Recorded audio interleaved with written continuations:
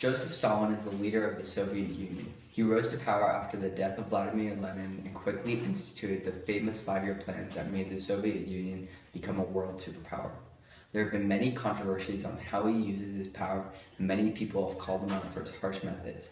Most believe he only cares about results even when his people are in need of other things. Today we sit down with the man himself to ask the questions people want to know. Hello, Stalin. Hello. Thanks for doing this interview. It's a pleasure. Okay, first question.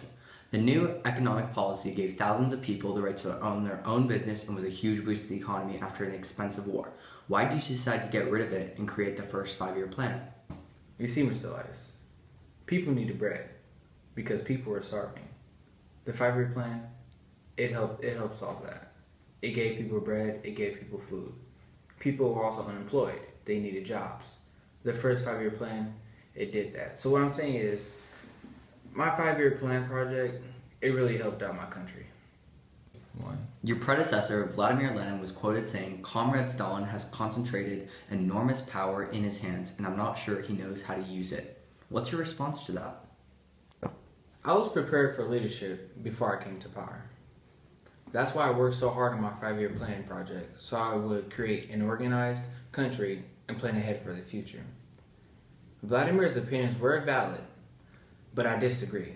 Because of the enormous power that I was given, I was able to create a working government that became a leading superpower in the end. In 1931, you said, "We are 100 years behind advanced countries. We must make this up in 10 years or it will crush us." 10 years later, Nazi Germany invaded Russia. Does this mean that you failed? It doesn't necessarily mean that me or my country failed because we weren't prepared for a war. The event that took place was a massive invasion that no country could withstand. I think that us being invaded 10 years later after that quote was purely a coincidence. Operation Barbarossa may go down in history as one of the biggest invasions of warfare. I still think what my country has been able to accomplish is incredible.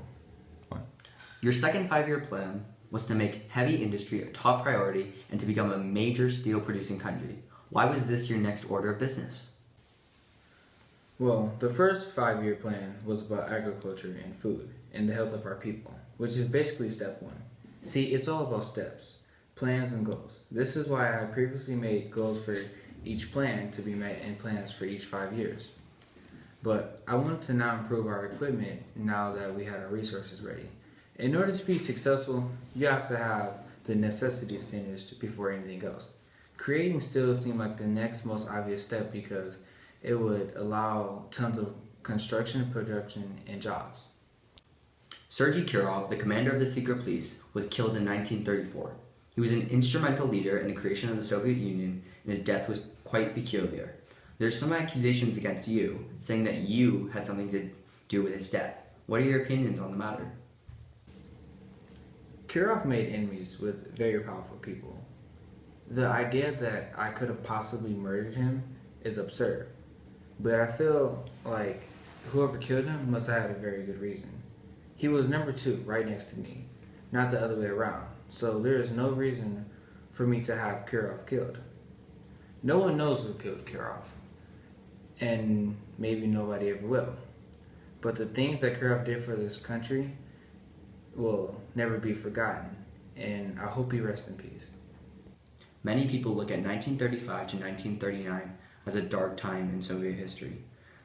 The time of your reign of terror had thousands of people perish due to their political views. Are you sorry for killing your own people? The people I killed during my reign of terror weren't my people. They were people who didn't believe in our government.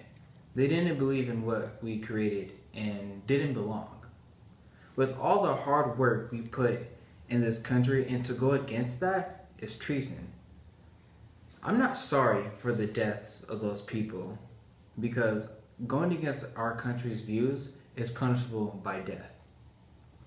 Trotsky was trying to become the leader of the Soviet Union after Lenin, just like you. After you were chosen, he fled to Mexico and was later assassinated. Many people believe that you were the one who ordered the assassinations. Can you confirm or deny these accusations?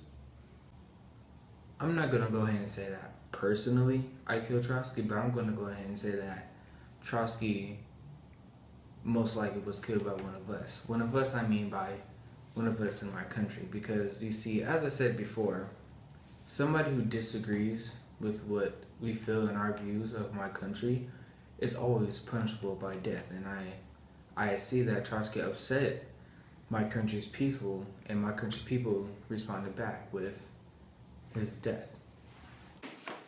Unfortunately, I was unable to finish my interview with Mr. Stalin.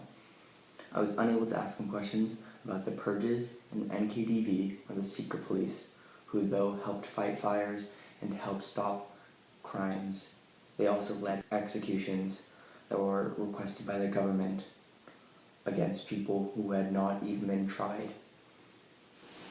Stalin has done amazing things for the Soviet Union, but he's also done terrible things to the people who've lived there.